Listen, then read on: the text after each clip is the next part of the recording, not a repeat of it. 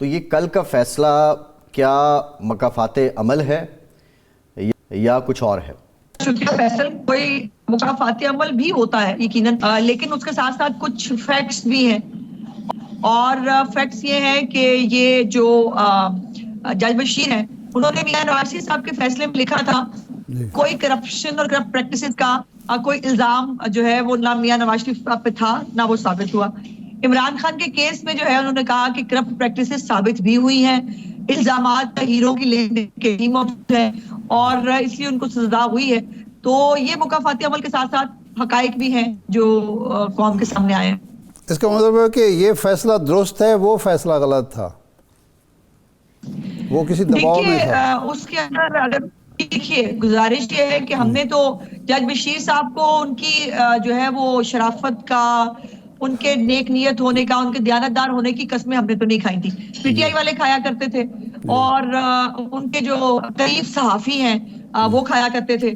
जज बशीर साहब ने हमारे केस के अंदर जो मैंने जैसे गुजारिश की, मुझे तो सफा नंबर भी याद है, सफा नंबर 171 के ऊपर जो है उन्होंने कहा कि करप्ट प्रैक्टिसेस का कोई इल्जाम नहीं है लेकिन मैं सजा दे रहा हूँ। और वो सजाएं हालात में दिलवाई गई थी, मॉनिटरिंग जज लगा के दिलवाई गई थी। उसके अंदर जो है वो हकायक कुछ और थे, कागज पर लाए नहीं गए, फिर गवाहियां जो है वो ली नहीं गई थी। तो ये तमाम चीजें हकायक हैं, लेकिन इमरान खान का केस जो है वो बिल्कुल एक डिफरेंट केस है जिसके अंदर सबूत भी मौजूद थे, जिसके ऊपर तहाइफ की लेन देन भी हुई, जिसके अंदर उनको बेचा भी गया, जिसके अंदर एक झूठ को छुपाने के लिए 100 झूठ बोले गए। कभी कहा मैंने सड़क बनाई थी, कभी कहा मैंने जो है उसको कहीं और इस्तेमाल किया था। हालांकि वो पैसे जो है वो पूरा सेट फरक गोगी जो है वो कैश में वो सेट को लेकिन अज़मा साहिबा अगर हम मान लें कि ये मकाफाते अमल है, आपने भी कहा कि ये मकाफाते अमल भी है और हकाइक भी हैं, तो ये अमल तो फिर आपकी तरफ दोबारा दोहराया जा सकता है, तो इसका हल क्या है?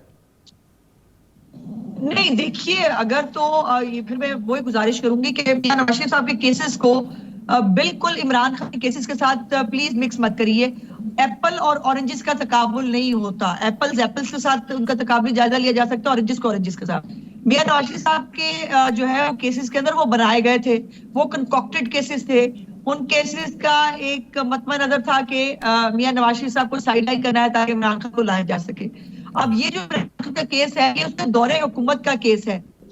जो केसेस है उसके अंदर ये बड़ी क्लैरिटी के साथ ये बात मौजूद थी कि उनको एक स्पेसिफिक प्रोजेक्ट को जो है वो लॉन्च करने के लिए जो है वो ये किया गया था। और उनको ये ज़हन में रखिए, मियां नवाज शरीफ साहब के ऊपर पूरे 3 दफा वो प्राइम मिनिस्टर रहे हैं, उनके ऊपर किसी एक जगह पर किसी किकबैक का, किसी कमीशन का, किसी तोहफे को खाने का, कोई हीरे लेकर जो है वो कोई काम करने का कोई इल्जाम ना आज तक कोई लगा सका है, ना उनके ऊपर ये इल्जाम मौजूद है। इमरान खान के ऊपर वो जो है वो शुगर स्कैंडल से लेकर जो कोविड के पैसे खाने से लेकर ज़कात खैरात और उसके बाद ये हीरो तक जो मामला पहुंचे हैं, उनके ऊपर ये तमाम इल्जाम उनके दौरे हुकूमत के बीच में लगे हैं। इमरान खान पर कोई भी इल्जाम उनके दौरे हुकूमत करने का कभी सही है। अच्छा, आज मियां साहब ने कहा है सवात में कि केपीके के लोग सादा हैं और उनको धोखा दिया गया।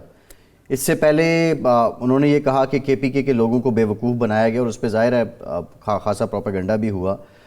तो जब एक बार बात हो गई थी, आज ये वजाहती बयान देने की क्या ज़रूरत थी? नहीं, बात वजाहती बयान नहीं है और मियां नवाज शरीफ लीडर नहीं है जिनको किसी को वजाहत देनी पड़े। मियां नवाज शरीफ साहब के लेवल का कोई लीडर हो तो सही जिसको वो वजाहत दे। वो अपनी कौम के साथ मुखातिब होते हैं हमेशा, और उनके इस जो जुमला है जो उन्होंने एक तकलीफ में कहा केपीके के लोगों के लिए कि उनको जो है उनको झांसा दिया गया, उनको उनके साथ फरेब किया गया, उसकी उन्होंने बात की। जिन लोगों ने बेवकूफ बनाया उनको शर्म नहीं आई, और वो जो है बेवकूफ जो उनको जिनको कहा गया कि उनको बेवकूफ बनाया गया उनके ऊपर उसको करार है। तो ये मियां साहब अपने लोगों से बात की और उन्होंने जो है वो उनको ये जो हम भी कह रहे थे, जो उन्होंने भी कहा कि जो झांसा को दिया गया था, आज मुझे बताइए ना कोई 5 अस्पतालों के नाम नहीं बता सकती पीटीआई जो उसने बनाए हो। लेकिन मियां नवाज शरीफ साहब की अपनी जो वजीर आजम होते हुए उनको तनख्वाह मिलती रही है, उस तनख्वाह का उन्होंने जो है सवात में किडनी हॉस्पिटल बनाया और इस हुकूमत ने आते ही उसका नाम जो है वो चेंज करके कोई और मियां नवाज शरीफ साहब के नाम पे वो किडनी हॉस्पिटल बना था जो तनख्वाह बना था वजीर आजम, उसका नाम चेंज कर दिया। ये कोई प्रोजेक्ट तो बता दें जो इन्होंने किया हो, लेकिन इनके प्रोजेक्ट्स वो बिलियन ट्री सुनामी है जिसमें करप्शन ही करप्शन, जिसके अंदर इनकी वो मेट्रो है जिसमें करप्शन ही करप्शन है, इनकी वो नहीं, अगर ये दलील मान ली जाए। वैसे वैसे वैसे कई वज़राए कराम ने ख़ुद एक दफ़ा जनाब शहबाज शरीफ साहब ने हमें कहा कि वज़ीर-ए-आज़म की और वज़रा की तनख्वाह इतनी कम होती है कि उससे घर का किचन नहीं चल सकता, तो इतनी तनख्वाह मियाँ साहब को मिलती थी कि उससे एक अस्पताल बन सकता था?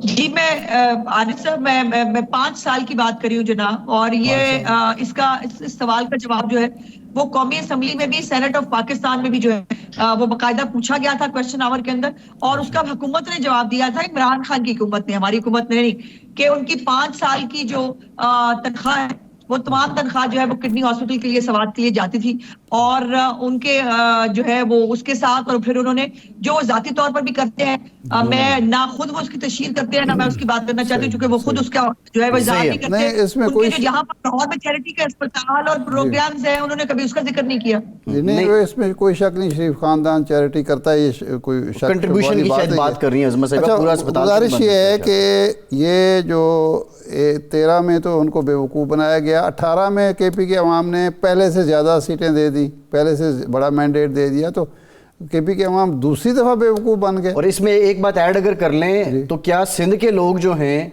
अगर इस दलील को मान लिया जाए, 15 साल से पीपल्स पार्टी वहाँ हुकूमत कर रही है, तो सिंध के लोगों को 15 साल से पीपल्स पार्टी धोखा दे रही है। देखिए, ये तो जाहिर है कारकर्दगी पे जो है वो डिपेंड करता है। चले, पीपल्स पार्टी ने 10 साल ताने सुनने के बाद और मीडिया का जो है वो बैशिंग के बाद उन्होंने 1-2 अस्पताल बना लिए दिखाने के लिए, जो जगह जगह आज भी बिलावल भुट्टो साहब बेचते फिरते हैं पंजाब के अंदर।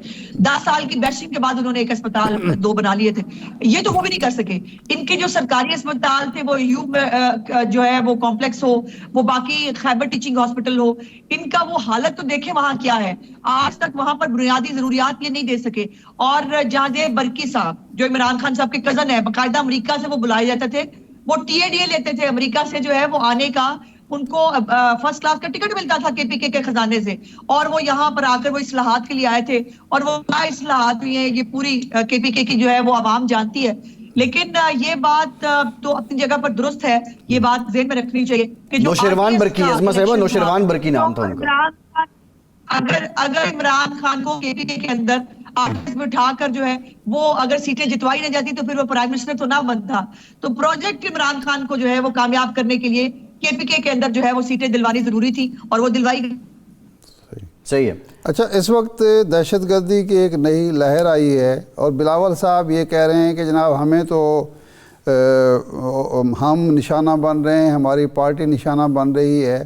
तो क्या वाकई ये तासुर दुरुस्त है कि पीपल्स पार्टी को निशाना बनाया जा रहा है, या इसमें दहशतगर्द तो ज़ाहिर बात है किसी जमात को नहीं देखते, किसी शख्स को नहीं देखते, तो उन्होंने तो एक शरारत करनी होती है, मुल्क को अदम इस्तेहकाम से दो चार करना चाहते। तो ये बिलावल साहब ने ये क्या डफली बजाना शुरू कर दी कि हमें निशाना बनाया जा रहा है?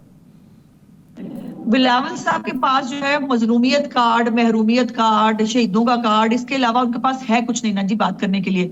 अब मुझे बताइए कि पीपल्स पार्टी के जो है वो कहाँ निशाना बनाया गया है? वो कुछ भी बोल देते हैं, वो कुछ भी तकरीर फरमा देते हैं, उनका ख्याल ये होता है कि पूरा पाकिस्तानी कौम जो है उसको एब्जॉर्ब भी कर, उसको मान मिले। तो पाकिस्तानी कौम जो है उसको हकायक का पता है।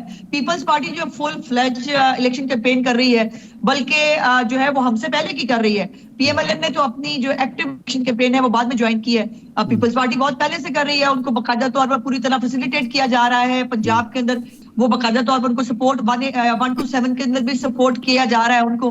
तो ये मजलूमियत कार्ड, कौन 1 to 7 में कौन सपोर्ट कर रहा है अज़मा साहिबा? 1 to 7 में कैसे सपोर्ट किया जा रहा है? उनको तमाम सरकारी वसाइल और तमाम जो ब्यूरोक्रेसी है वो बाकायदा तौर पर उनको हुक्म है कि बिलावल भुट्टो साहब को सपोर्ट करना है 1 to 7 के अंदर। और अता ताड़े जो है वो एक नहत्ता लड़ा है उस हल्के के अंदर।